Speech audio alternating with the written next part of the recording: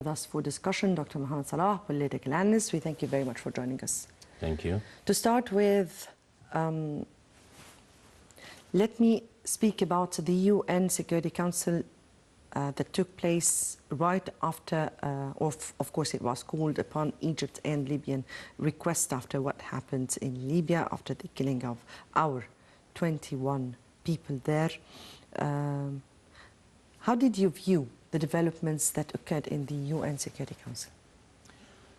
Well, thank you for having me with you in your show. Before I answer your question, I would like to salute you for, you said two things that I was very pleased to hear. You were emphasizing that our people, the Egyptians, you didn't say Coptic. No. And that's the way it should be. Because that is the way yes, it because, is. I don't like when in the media they say they killed 21 Coptic Egyptians. They are Egyptians, and they're, you know, the grief is for all Egyptians. We all mourn them, and it's heartbreaking for every Egyptian to watch what happened in this massacre. The second thing that you were emphasizing on saying that the legitimate government and or authority in Libya, because as you know there's another authority or claiming to be authority in Tripoli, which is of course belonging to the Brotherhood, and they are condemning all what's happening there and condemning the Egyptian strikes, although the legitimate authority and the people of Libya were very happy for the interference of the Egyptian armed forces there, because they live in hell, and they need salvation from that hell that Libya turned on after the revolution. Well, actually after the interference of the NATO. Yeah, starting from the revolution and the interference of the NATO and all the events that, and the flood of weapons in Libya, and the militias, the Qaeda, and then now ISIS, all these were, they turned the Libyan revolution into a nightmare. So back to your question about the UN and the developments there. Well, if you look at the situation, the international situation, we have ISIS in Iraq, Syria. We have Daesh. Libya. Daesh. The same. Okay. And they are both, and these criminals are you know, just spreading all that horror in the territories. We have the airstrikes of the allied forces in the NATO and their allies in Syria and Iraq, which were totally ineffective. We can see what's happening in Kobani, and they didn't even, you know, change a bit about of the ground operations there. And whoever stood for Daesh or ISIS there was the Kurds and the Peshmerga. On the other side, simultaneously, the United States in the White House were they were holding a conference for international standing against terrorism. Obama appeared. Yeah, the only thing that he lacks was to wear a turban and act as a imam. He was speaking about Islam, and he was saying that it's not the issue of Islam. Of course, that's a good thing to say, but what's behind is he was defending his theory about spreading the Islamist fundamentalists in this area, so as to, you know, to... The U.S. position towards Libya is a totally chapter in our episode here to speak about, but yes, let me take to read the whole picture, to see the whole picture together. Yes. In the same, I will come to your point. I just want to just present the report of the developments here in Libya, and then we'll come back for discussion. So to the report.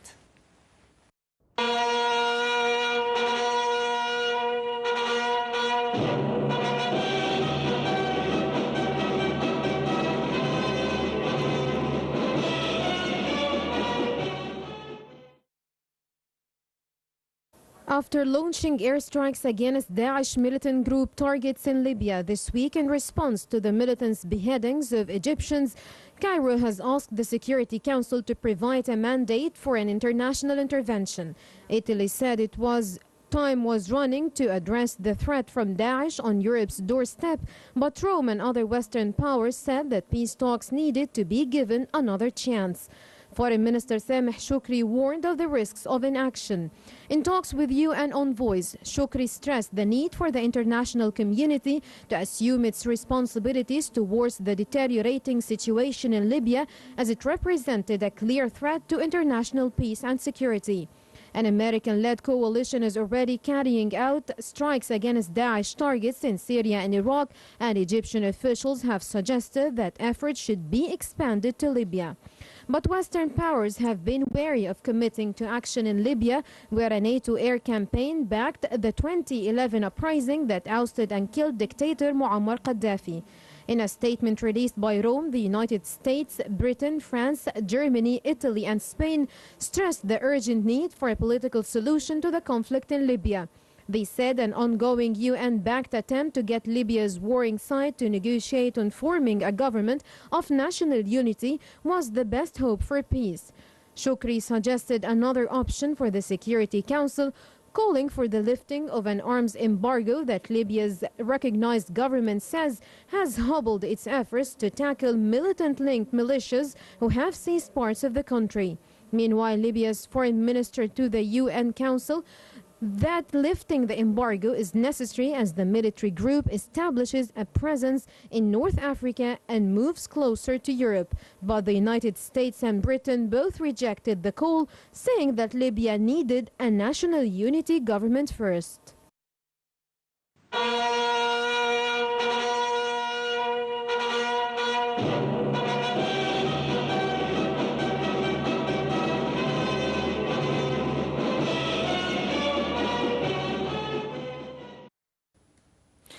Welcome back, and back to you, Dr. Salah. And we were speaking about the situation, or what took place within the UN urgent or emergency meeting that was called upon the request of Libya and Egypt.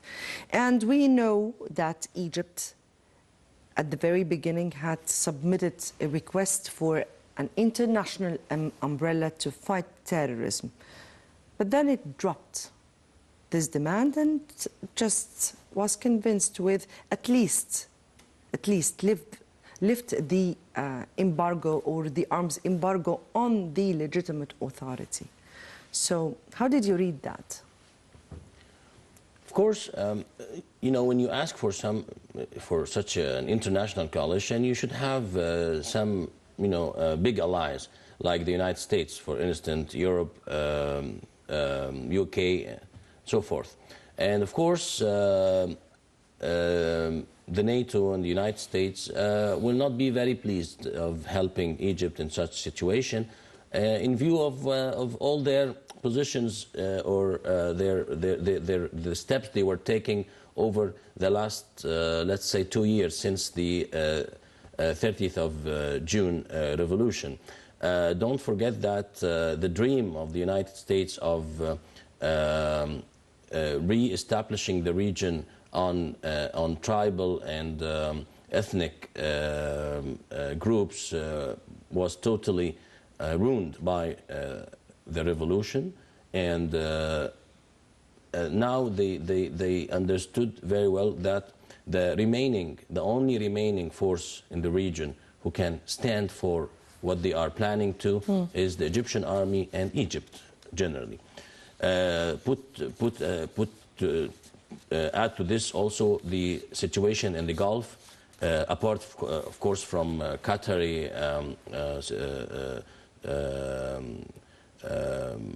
emir and the position of Qatar.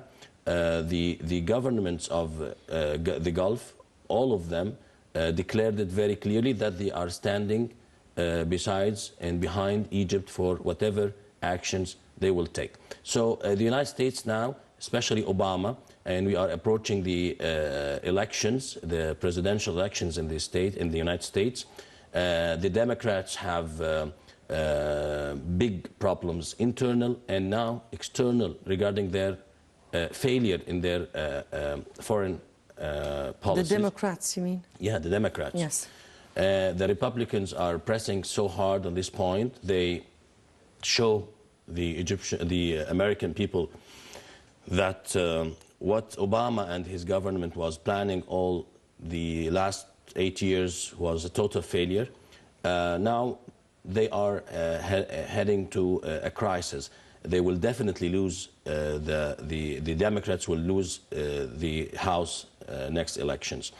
So he's trying to save his whatever he can do to save his policy and his government. So he will never accept that there is a rise of a new and a big force in the region, apart from what he was planning to. The old game between United States and Iran to show that they are in deep dispute and haters, and you find that there is a very high standard cooperation between them on the high levels. They just show to the media that they have that dispute, but this is not true. What's happening in Yemen and Houthis and what's happening in Lebanon and Syria and all these were part of the plan that the United States was planning for this region.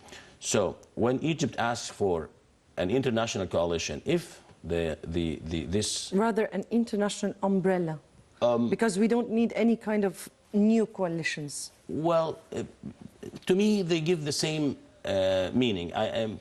Umbrella, as if you will allow Egypt to take her right to defend her citizens, I don't think that we need them to take their permission regarding this, especially that the legitimate government in Libya was agreeing, and they said clearly that we were cooperating with the Egyptian government in this airstrike, and other military actions took place there. But part of the coalition, or the umbrella, whatever you say, part of it is to lift the arm embargo and let the Libyans defend their country. Part of it is to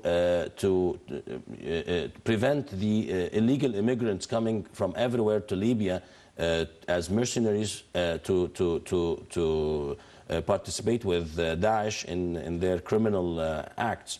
Part of it is to prevent the money coming from Qatar and other and Turkey and other countries who fund these terrorists. And it was very clear now. Now this is not something we are just accusing them. It's very clear. It's everywhere. All the international media talking about this. Even the CNN was having a very important report a few days ago about clearly the money coming from Qatar to Daesh and Nusra and other terrorist groups in the region. So if this kind of coalition, umbrella, whatever happened, this will give you a very leading position, not only in the territories of the Arab nation, but you will appear as a big force again, and you will take place as what you deserve, actually. And this will not be very welcomed by the United States. The second thing is that this will give a total legitimacy to our government and president after the 30th of June, which they still have some questions there, though they started in the United States to do all the,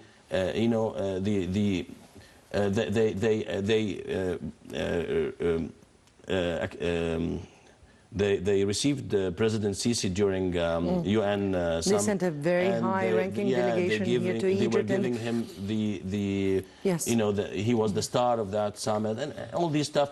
United States now is trying to come back to Egypt and try, but they will never accept it to be against their plan. They will accept you if you are playing within the cadre or the frame that they want to frame you in. So you, sir, simply here answered my question. If the Arabs or Egypt needs an umbrella to move against terrorism, especially and particularly when it really threatens its national security. Let's speak about how things ran during the UN emergency meeting. And there was the side of the United States, the side of Russia and China, who were opposing an international intervention in Libya. That is because they have seen every time that the United States carry out with an intervention in a country, it turns to a chaotic scene. But anyway, France, of course, Germany. Italy. And of course, no, yes, but I'm speaking about the five powers, the five veto yielding powers. Germany is UK, you mean? United Kingdom, of course. Yeah. Yes, yes.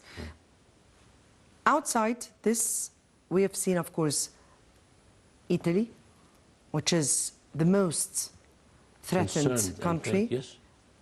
It's about a few kilometers between it and Libya, and every time a boat carrying immigrants reach its coasts there. Of course, we are seeing another turn from Europe, but the same attitude of the United States, who has said clearly and bluntly, we are inviting parties from both Libyan sides to attend a meeting for reconciliation. My question would be, what kind of reconciliation could that be? And are the two parties are equal in the powers in order to sit together and find a solution? And if there is really a political solution that can really be found in Libya? United States did not even wake up from the shock they received on the 30th of June. This is exactly the reconciliation they were calling for in Egypt, and the same in Syria, everywhere. The reconciliation means that they will bring the unarmed,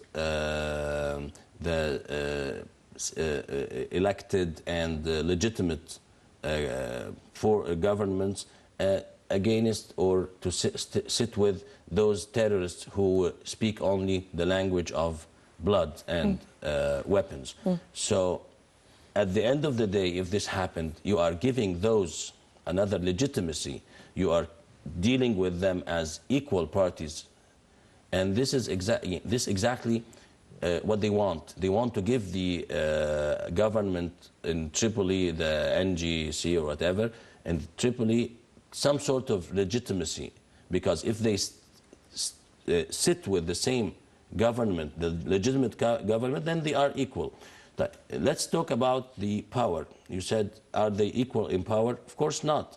The Tripoli people, they have weapons, they have militias, mercenaries, everything. They are dealing with that, with all the terrorists there. On the other side, the Tobruk legitimate government has nothing but the people's support. Their Libyans, the citizens of Libya, are supporting their legitimate government. So I think it's a big mistake if the government of Libya accepted to stay with those on the same table and to hold these talks. I think they should refuse. I think the organization between the Libyan army, if we can say that, it's still very limited army, very limited regarding the resources, the weapons, the number of fighters, but it's at least it's a nucleus for an army. and with Egypt and the other supporting countries like UAE and Saudi Arabia, who are supporting these this government, and they should refuse going there. Regarding to whatever the United States wants, they shouldn't sit on the same table with such terrorists. They are terrorists. They should be claimed as terrorists and declared as terrorists. And I think Egypt is very aware about this point. Let me tell you something. There is other things going on there, not apart from the airstrike that everybody knew about it. But there is other, even military actions. We will not say that's directly an interference of the Egyptian army, but at least it's the Libyan army is being supported, whether by intelligence, or information, by weapons, whatever, on the ground. Now the situation on the ground is changing. Haftar and the Karama forces are now starting again to take over the take the lead, and they start to defeat Daesh in other parts, not only in Darna but in some other parts in Libya. So what's going on the surface is not necessarily what's going beneath. Definitely has never been the case. Yes, has never been the case. Yeah. But before we move on to other question marks raised in this case, let me here ask you, the United Nations, even though that there are several parties involved, but the UN as a world body has already accepted and even it already condemned what happened to the 21 Egyptians, and it said that it supports, or it supported Egypt in its move against those terrorists. How did you view this? Nobody can say anything but this. Even the United States, by the way, they couldn't. But they did not support the Egyptian but they move, couldn't condemn it in a very clear way. Yeah. Because first of all, they are doing the same in Iraq and Syria. They are. But Iraq and Syria are not by any means threatening the national security of the United States. Yeah, and still they hold a campaign there. They are airstriking Daesh all the time, as they claim.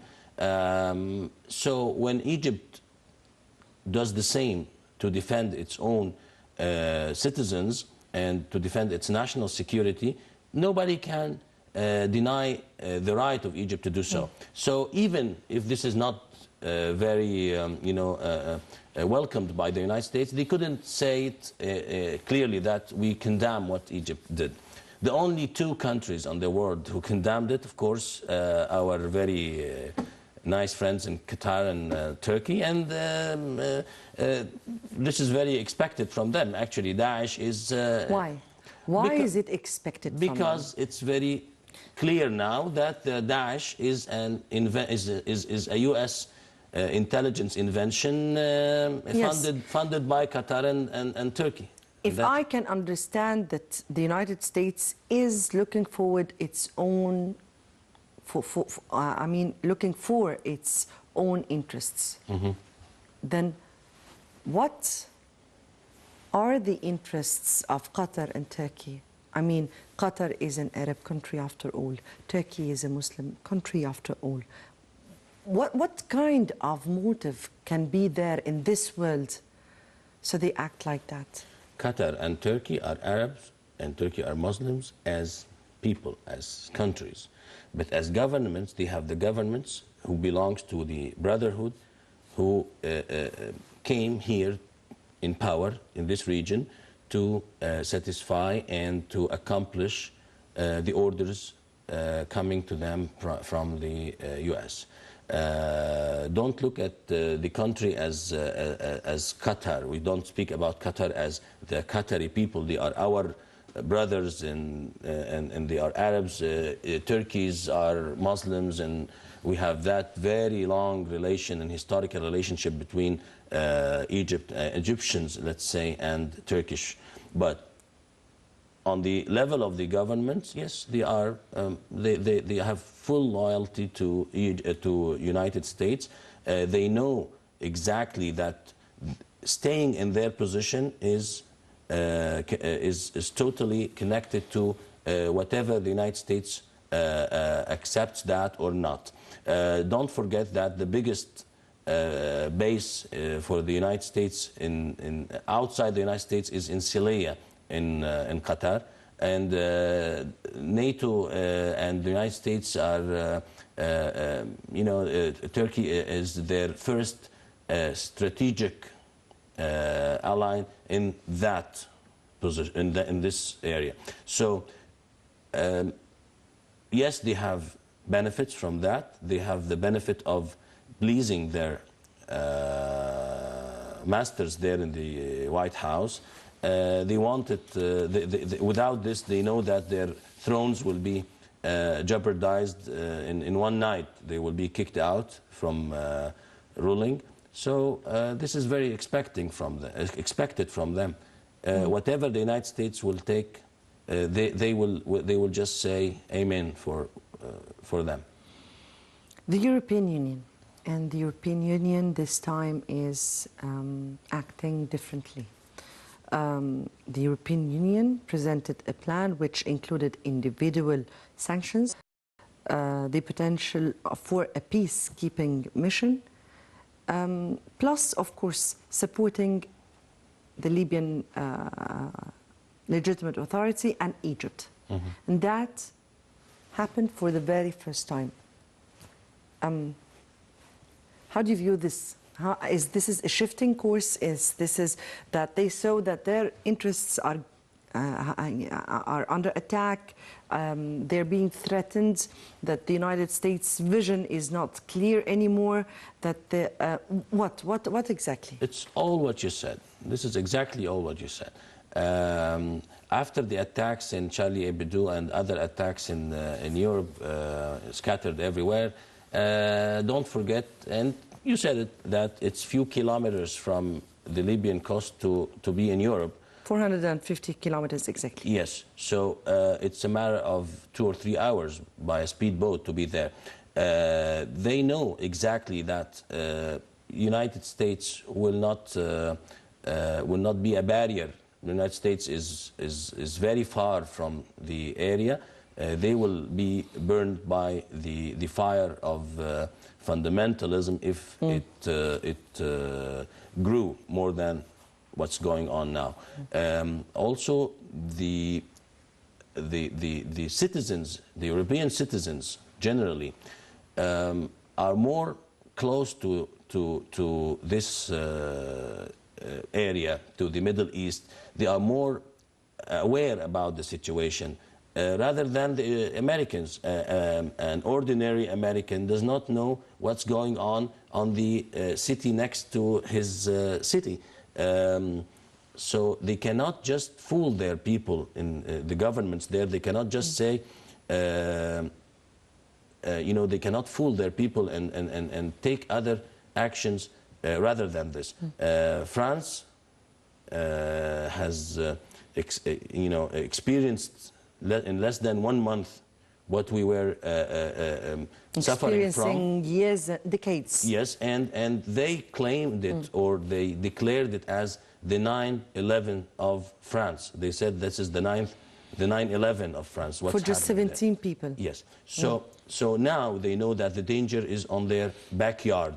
Whether to take an action and stay with, don't forget the Rafale and the other weapons that France has signed to export to Egypt, and this is a very, very first. At the same day of yes. in which we exactly the president and our brave armed forces carried out with. And the very, very clear statement that the Minister of Defense, the French Minister of Defense, when he was at the attending that, palace, he said it clearly that we stay and we will support Egypt in whatever actions taking to support their people. The other thing is that the 21 Egyptians who were killed, they were Coptic. And this is, for Europe, is another thing that they cannot, you know, Europeans are a little bit more into religion than the Americans. Everywhere in the churches were, you know, lighting candles for those. So they cannot just, you know, act as if they didn't see what's happening there. It's a must. Their interest will be jeopardized if they didn't stay in such a position. Yes. This is the case for the European countries.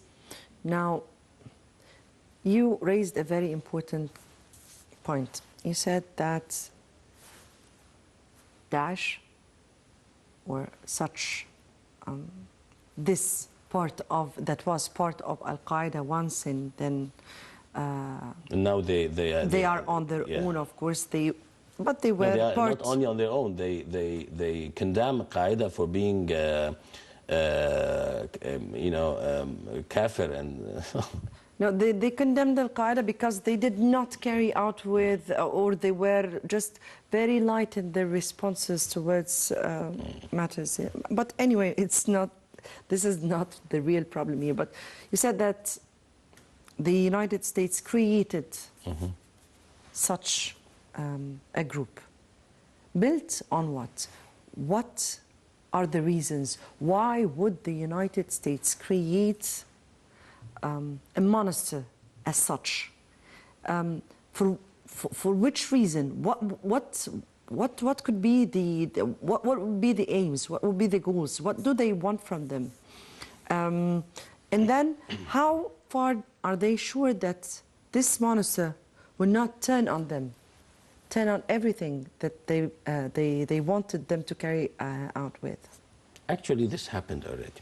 They created that monster in the beginning. You know, when the Soviet Union collapsed, United States always need an enemy to show their people that they still need to pay more taxes and they are under threat. They are always under threat. Yeah. So this is how they operate things there, to keep their citizen, whether you know, attached by his debts and you know, how to accomplish the American dream and having a house and a loan for studying and all these stuff, or at least to have an outside threat. So you should be in solidarity with whatever the government doing. So that's part of why they started it in the beginning. The other issue, it was they wanted this area, the Middle East, with all the oil resources, to be always in such chaos. This chaos will enable the United States to be the guardian of the oil sources, will enable them to you know, to create such turbulences in the area, so you will never have a national, let's say, a national agreement. When there was independent countries like Iraq with its army, like Syria, like Yemen, everywhere, they were countries, sovereign countries, yes, stable countries, and able to carry out with their missions, regional missions. Their own vision. They know how to deal with the entire world, including the United States, with whatever satisfy their own benefits. Now you don't have this anymore. You don't have Iraq. Iraq is being divided. Syria the same. Libya is in its way, and they dreamed of having this happen in Egypt. So they created that monster. They created Al-Qaeda first, until the Qaeda started to be a threat. So they took part of the Qaeda, called it Daesh, and after a while they started to have to call Al-Qaeda as if they are... What is the mission of Daesh? What exactly, from their point of view, was the mission of Daesh to do in this? Exactly what's happening now. If you know that there is a criminal outside your door, you will call the police. So the policeman of this area is the United States. The Gulf will be very threatened, so they will buy more weapons. They will allow more bases there in the Gulf area. Whatever was, like Iraq and Syria and other countries who were opposing the United States, now they will not. There is no Iraq, there is no Syria. Okay. Yemen now also under threat, and you took Bab el-Mandeb, and now Suez Canal is under their mercy. Never. This is at least what they think about, or what's their plan. So this is exactly what they are planning. Sudan already done, the mission done there, and Sudan is divided, and there is no Sudan anymore. So this is exactly what they are planning to. Condoleezza Rice said it 15 years ago or 12 years ago, something like this, about the chaos that they should create in such area. So to create smaller, another Sykes Biko, smaller countries. She spoke about the constructive chaos. Yes, the constructive chaos. And the second Sykes Biko. And we all thought about the constructive chaos, and we're still thinking about the constructive chaos. Yes, it is. And they are trying to. They succeeded somewhere. What I mean here, sir, we saw the case. Where is construction? Construction regarding the American benefits. It's very constructive for them. Now they have the oil of Iraq free. Syria, which was one of the countries that stood for Israel, now is totally ruined. Libya with Gaddafi, and I'm not saying that these countries were paradise. They had their own problems. They had those dictators there. I mean, we support, and even in Egypt, we supported all the moves that started very innocent, but whatever happened after turned out to be total, I don't know how to say it, disappointment to everybody. Yeah. Even though that if those countries had their dictators, that was because the United States wanted those dictators to be in these posts so they can serve their own interests. Anyway, it's not this issue. Now we have Arabs, and we have Egypt, we have the Gulf states, we have Algeria, hopefully, we have Tunisia, we have... I mean here, how can the Arabs at that point react towards what is going on in the area? Well, I think the Arabs, apart from Qatar, are reacting in a very positive way to me. Even those countries who had some concerns, like Algeria, we should understand why they have such concern. Algeria has a very long border with Libya. They have thousands of kilometers between them and Libya. So they cannot just, and don't forget that the Tripoli, which is nearer to Algeria, is governed by the Brotherhood government. So they cannot just take a very overt position that condemns this government. They are trying to, not to disturb the borders and to keep it this way. Tunisia, especially after the Nahda failure and Baji Qaid Sebsi is taking very good position.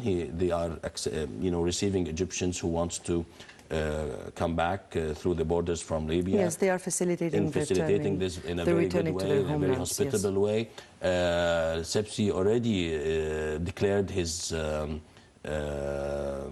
support to Egypt.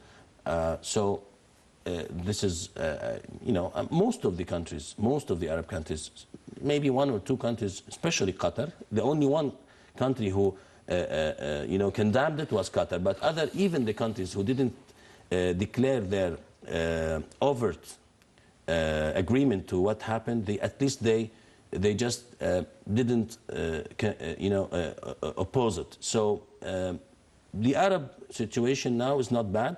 The Arab League was the... Rather, all countries, including the GCC, which has denied earlier reports that it is opposing any any move from Egypt that really is in its national security interests.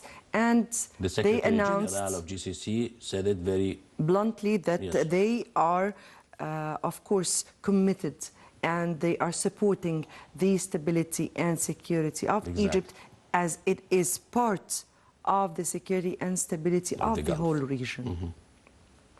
But now the move itself, the move that should be carried out with the Arabs regarding, for instance, the situation in Iraq and Syria, because it's very much threatening to the Gulf area. The situation in Libya, which is a real threat to our wide national borders, hence. The situation regarding the whole Arab area stability and security, because we are speaking here about the damage or the destabilization of a region at large. Let me take you back 1,000 years maybe or something, when Tatar and Holako was occupying the entire world, and including the Islamic world.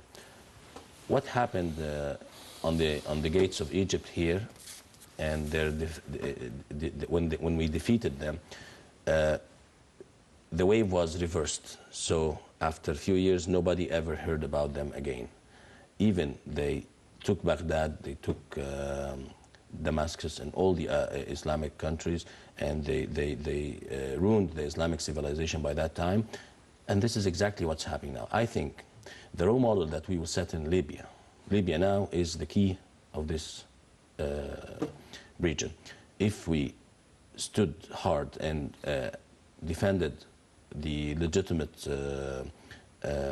government there, we backed them with weapons and everything they need, and also by diplomatic backup. If we did that and we succeeded in establishing the situation again in Libya, I think that would be a role model for what will be other in Iraq and Syria especially. The Gulf, apart from Qatar, are very cooperating. They understand exactly what's happening. They showed their full support. Activating the Arab defense or defense agreements, activating this agreement that was signed by the Arab League members, holding or initiating or establishing what this so-called Arab forces. How do you view this idea? No, I don't think that can be accomplished. There is, it can be done, but in a hidden way, in an under-table way. And this is actually what's happening now. You see United Arab Emirates, Saudi Arabia, Egypt. There is a core of coalition, a military coalition, not only financial or political, but there is a military coalition there. But you cannot say it bluntly, because now if you did that, you will be in face-to-face to the United States. And I don't think any of us now is capable of facing the United States. Or it's not capability, but rather we're not in the right time or the right position. Or even we don't need such a confrontation in the first place. You can say that. But at least what's going on underneath the table is very, to me, I'm very satisfied of that. At least that we can, what we can do in this very moment. At this particular stage. Unfortunately, my time is out and we have to end it here. Dr. محمد Salah, political analyst, we thank you very much for joining us. Dear viewers, many thanks for watching, and stay tuned for the coming on ITV International.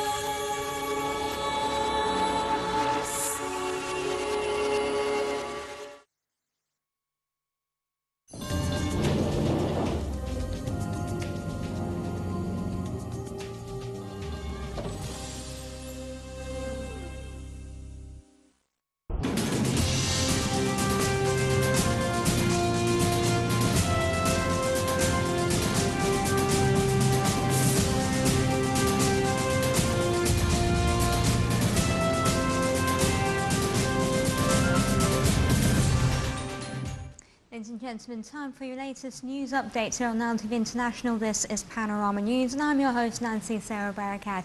We start off with a look at the news making headlines.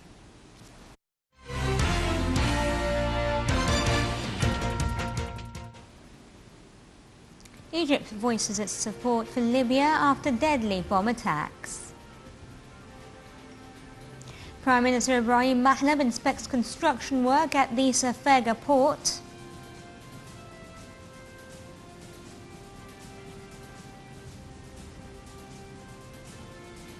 And in Yemen, the president leaves Sana'a after Houthi rebels release him from house arrest.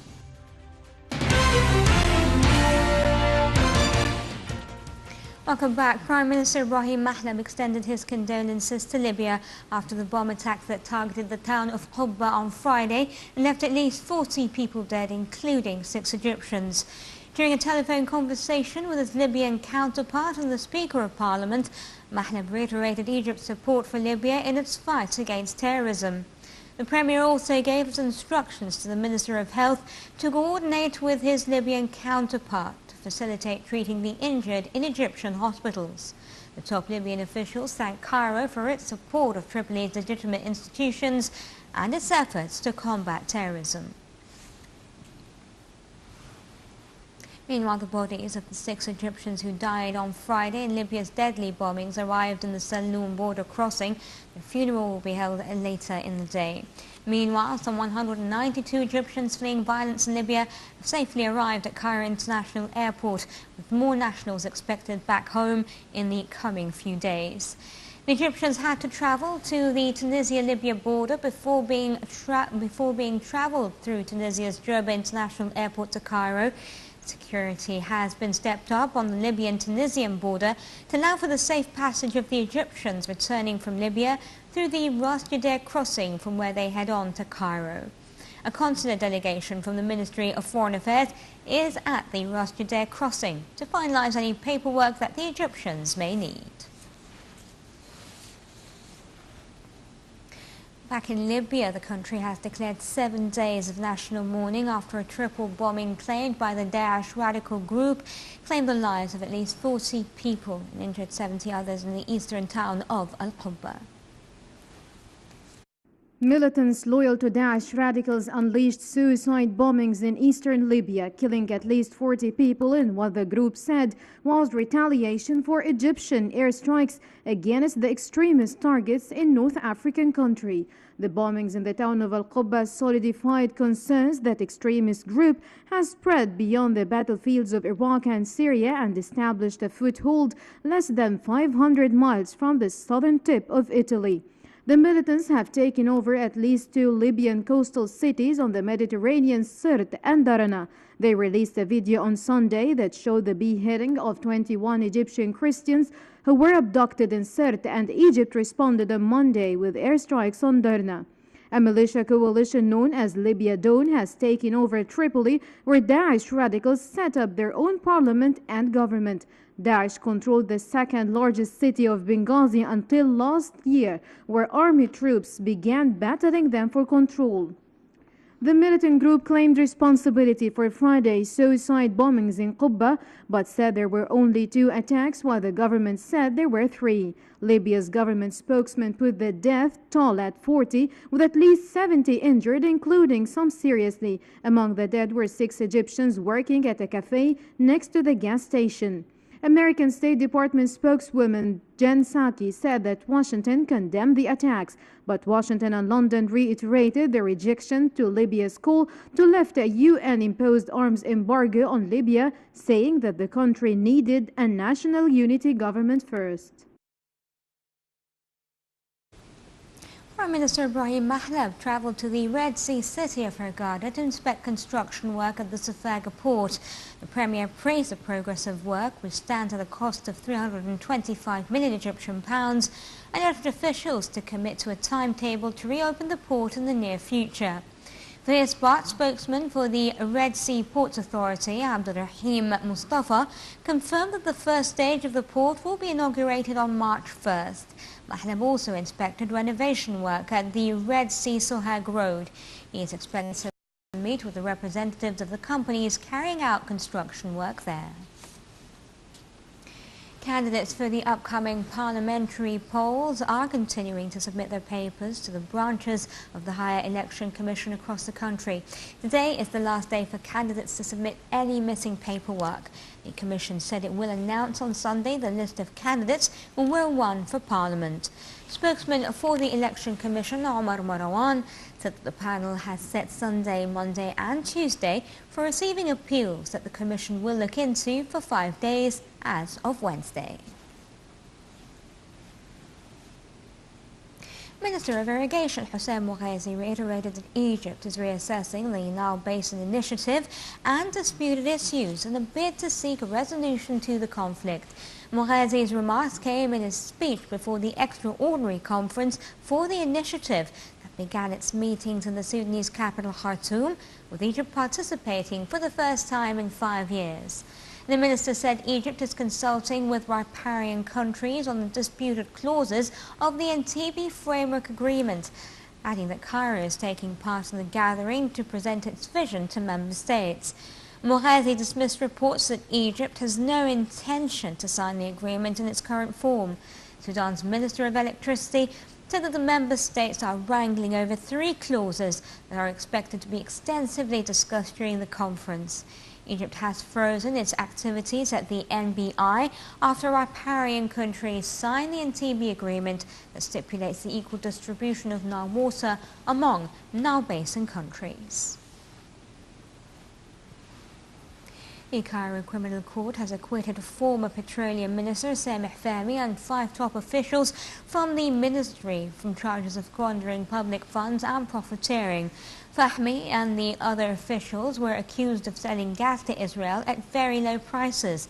The Court of Cassation has annulled previous rulings against the former minister and his officials that sentenced them to jail terms ranging from 3 to 15 years of hard labour. On another front, the Cairo Criminal Court resumed the trial of ousted President Mohammed Morsi and 130 others on charges of breaking out of the Wadi al-Notroum prison during the events that followed the breakout of the January 25th revolution in 2011. Members from Gaza's Hamas movement and Lebanon's Hezbollah are among the defendants. Meanwhile, the same court has resumed the trial of the Terrorist Brotherhood Supreme Guide Mohammed Badia and 50 others on charges of forming an operation room to torture citizens and organize protests during the Rab'a al-Adawiyya illegal sit-in in 2013. Taking you now to Yemen, where the former President Abdurrabbu Mansour Hadi left the capital Sana'a after the Houthi rebels who surrounded his house let him go under international and local pressure. Aides to the former president said Hadi had left Sana'a and later arrived in Aden, adding that he plans to leave the country to receive medical treatment. The aide said the rebels let Hadi go after pressure from the United Nations, the US, Russia and local political parties. Hadi had been under house arrest for several weeks following a coup by the Houthis who captured the capital in September. Witnesses said the Houthis and others in the area had looted Hadi's house, and at least 3 people were seen, each taking out a Kalashnikov assault rifle from the house. Separately, UN envoy to Yemen, Jamal bin Omar, said rival factions have agreed on a new legislative body consisting of former and new lawmakers to serve during the country's upcoming transitional period.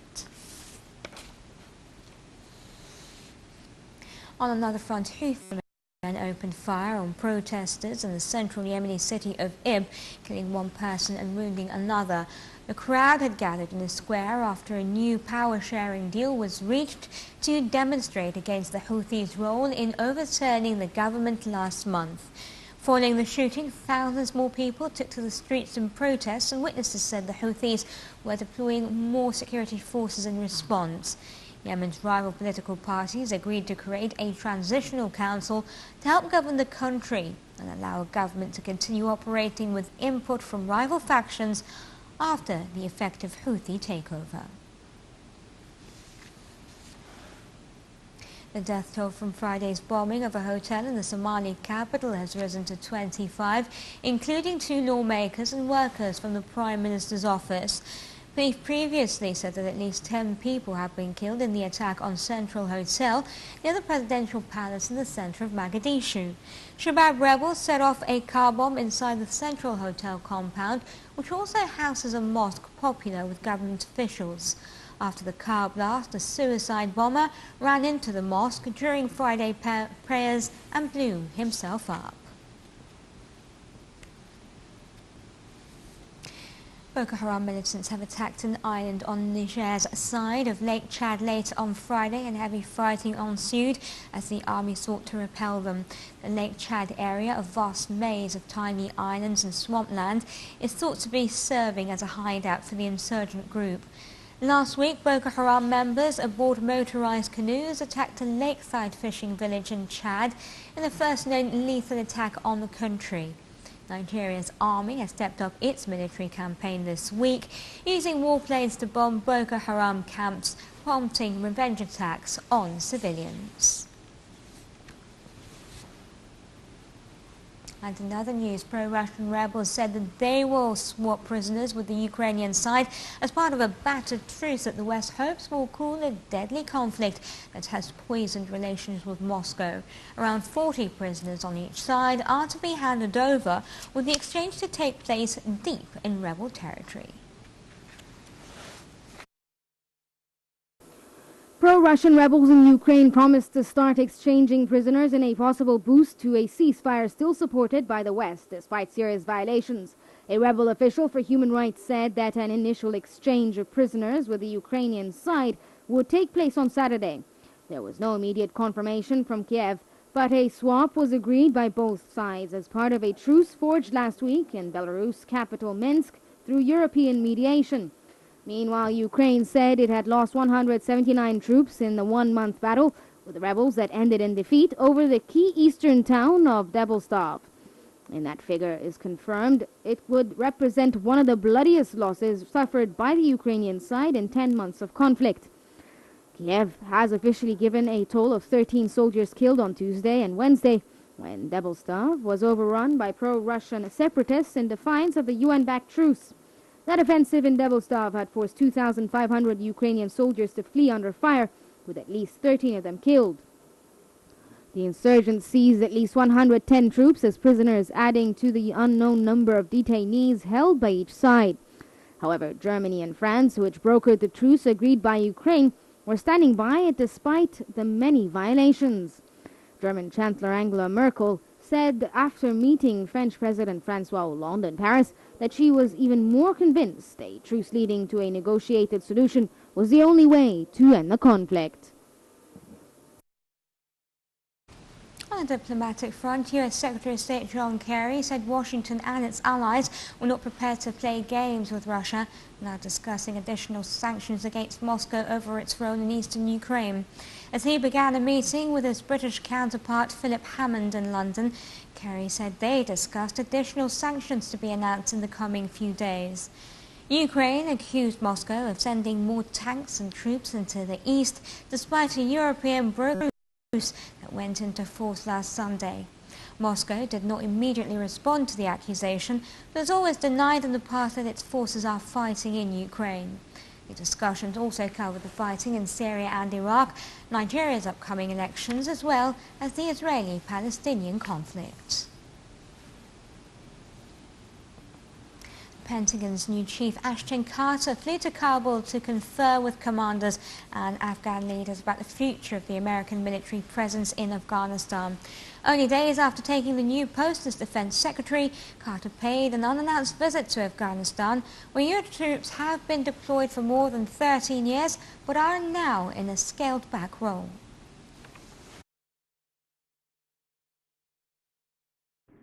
American Defense Secretary Ash Carter made his international debut at a visit to Afghanistan to see American troops and commanders meet with Afghan leaders and assess whether American withdrawal plans are too risky to Afghan security. Carter revealed little about his thinking on current trends and future prospects for Afghanistan, saying that he was using his trip to gather information that will enable him to formulate advice to American President Barack Obama. Carter met Afghani President Ashraf Ghani and other leaders, as well as top American officers and diplomats. Carter's visit comes as American President Obama